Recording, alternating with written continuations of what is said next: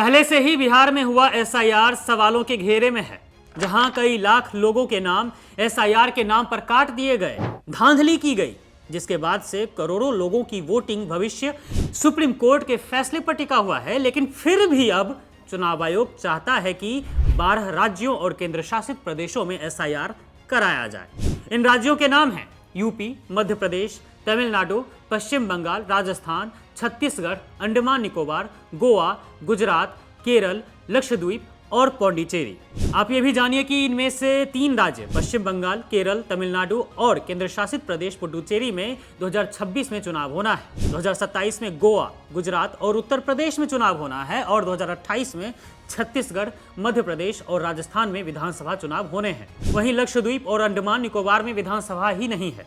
खैर, जिस बात के लिए चुनाव आयोग जश्न मना रहा था एसआईआर को लेकर, उस पर अब पानी छिड़क दिया गया है, क्योंकि एसआईआर के खिलाफ देशव्यापी विरोध शुरू हो गए हैं। तमाम विपक्षी दल एसआईआर को लेकर अपना विरोध जता रहे हैं। विपक्षी नेता लगातार चुनाव आयोग और मोदी सरकार पर निशाना साध रहे हैं। जी हां, इस मामले को लेकर मोदी सरकार और चुनाव आयोग पर मिली भगत के जमकर आरोप लगाए जा रहे हैं। कांग्रेस, तृणमूल कांग्रेस, डीएमके, वामपंथी पार्टियों के नेताओं के मन में सवाल कौंध रहा है कि क्या बिहार की तरह ही अब करोड़ों वोट काटे जाएंगे? क्या सच में वंचित, अल्पसंख्यक और गरीब तबके के मतदाताओं के नाम वोटर लिस्ट से हटाने की साजिश रची जा रही है? तमिलनाडु से लेकर पश्चिम बंगाल और केरल तक तमाम दल इस फैसले को लोकतंत्र पर हमला बता रहे हैं। यह सिर्फ वोटर लिस्ट का रिवीजन नहीं, बल्कि आने वाले चुनावों के महासंग्राम से पहले का सबसे बड़ा चुनावी विवाद है। विपक्ष का आरोप है कि केंद्र सरकार के इशारे पर चुनाव आयोग यह प्रक्रिया शुरू कर रहा है, जिसका सीधा मकसद है उन करोड़ों वोटरों को लिस्ट से हटाना जो सत्ताधारी दल यानी कि बीजेपी के खिलाफ वोट कर सकते हैं। अपोजिशन का कहना है कि यह वोटर लिस्ट को साफ करने का बहाना नहीं, बल्कि वोट चोरी की खुली कवायद है। कांग्रेस पार्टी ने एक्स पर पोस्ट में सीधे आरोप लगाया कि चुनाव आयोग अब 12 राज्यों और केंद्र शासित प्रदेशों में वोट चोरी का खेल खेलने जा रहा है। बिहार में एसआईआर के तहत 69 लाख वोट काटे गए, अब 12 राज्यों में करोड़ों वोट हटाए जाएंगे। यह खुली मतदाता चोरी है जो नरेंद्र मोदी और चुनाव आयोग मिलकर कर रहे हैं। वहीं कांग्रेस सांसद प्रमोद तिवारी ने चुनाव आयोग की जल्दबाजी पर सवाल उठाते हुए कहा कि जब मामला सुप्रीम कोर्ट में विचाराधीन है तो चुनाव आयोग इतनी जल्दबाजी क्यों दिखा रहा है? उन्होंने अवैध प्रवासियों यानी कि इलीगल माइग्रेंट्स के मुद्दे पर पारदर्शिता न दिखाने के लिए ईसीआई को घेरा और पूछा कि अगर यह इतना अहम मुद्दा है तो असम में एसआईआर क्यों नहीं हुआ? दोस्तों, सिर्फ कांग्रेस पार्टी ही नहीं, तमिलनाडु के मुख्यमंत्री एमके स्टालिन ने तो सीधे तौर पर कह दिया कि यह सब तमिलनाडु में नहीं चलेगा।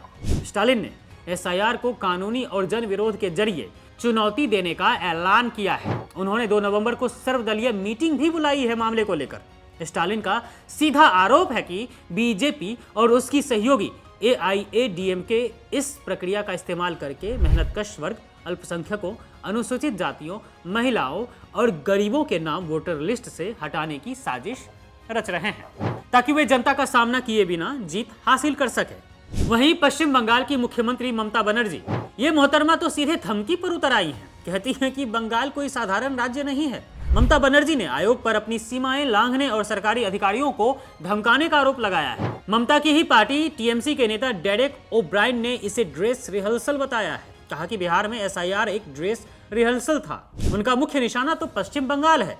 बंगाल की जनता कुछ ही महीनों में चुनाव आयोग का मुंह बंद कर देगी, जो बेहद समझौतावादी है। वहीं केरल की सत्तारूढ़ पार्टी वामपंथी, जिसके महासचिव हैं एमए बेबी, उन्होंने चुनाव आयोग के फैसले को मनमाना और एकतरफा बताया है। उन्होंने आरोप लगाया है कि आयोग केंद्र सरकार में सत्तारूढ़ दल के इशारे पर काम कर रहा है और संशोधन प्रक्रिया में जल्दबाजी करके लोकतांत्रिक प्रक्रिया की अवमानना कर रहा है। फिर आते हैं यूपी के पूर्व मुख्यमंत्री अखिलेश यादव। इन्होंने एक्स पर एक क्रिप्टिक पोस्ट करते हुए मोदी सरकार और चुनाव आयोग पर निशाना साधा है। सपा प्रमुख और सांसद अखिलेश यादव ने एक्स पर लिखा कि सबको उसके वोट का अधिकार दिलवाना है, हर वोट का प्रहरी बनकर लोकतंत्र बचाना है। तो दोस्तों, कुल मिलाकर 12 राज्यों और केंद्र शासित प्रदेशों में एसआईआर का ऐलान अब केवल एक प्रशासनिक प्रक्रिया नहीं रह गया है, बल्कि यह देशव्यापी विरोध का कारण भी बन चुका है। विपक्षी दल इसे संविधान और लोकतंत्र पर सीधा हमला मान रहे हैं, जहां चुनाव आयोग इसे वोटर लिस्ट को अपडेट करने की नियमित प्रक्रिया बता रहा है। वहीं विपक्ष इसे वोट चोरी का सबसे बड़ा हथियार मानकर सड़कों पर उतरने की तैयारी में है।